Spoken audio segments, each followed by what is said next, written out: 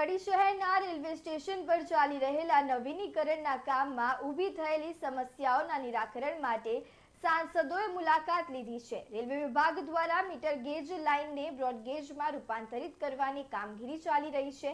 ત્યારે નાની કડીથી ભાગ્યોદય હોસ્પિટલ તરફ જવા માટે અગાઉ સીધો રસ્તો હતો। નવા સ્ટેશનના નિર્માણ બાદ એક ટનલ બનાવવામાં આવી છે। આ ટનલ એકલ દોકલ વ્યક્તિઓ માટે જોખમી સાબિત થઈ રહી છે।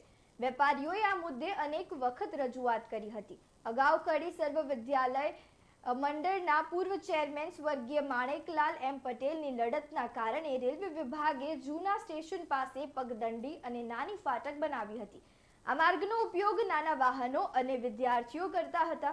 તો વેપારીઓની રજૂઆતને ધ્યાને લઈને સાંસદ મયંક નાયક અને હરિભાઈ પટેલ તેમજ ગુજરાતના પૂર્વ નાયબ મુખ્યમંત્રી નીતિન પટેલે સ્થળની મુલાકાત લીધી હતી।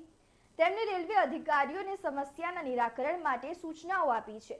રેલવે વિભાગે નવા સ્ટેશનની નીચેથી નાના વાહનો પસાર થઈ શકે તેવો સરળ માર્ગ બનાવવાની ખાતરી આપી છે। તેમ છતાં હજુ સુધી કોઈ જ નક્કર પરિણામ ન મળતા વેપારીઓ અને સ્થાનિક અગ્રણી નેતાઓની લાગણી અને માંગણીને પગલે સોમવારે મહેસાણાના સાંસદ મયંક નાયક અને હરિભાઈ પટેલ રેલવેના અધિકારીઓ સાથે કરી રેલવે સ્ટેશનની મુલાકાતે પહોંચ્યા હતા તેમજ જરૂરી સૂચનાઓ આપી હતી તેમજ તાત્કાલિક ધોરણે સમસ્યાને હલ કરવા માટે હૈયાધારણા આપી હતી।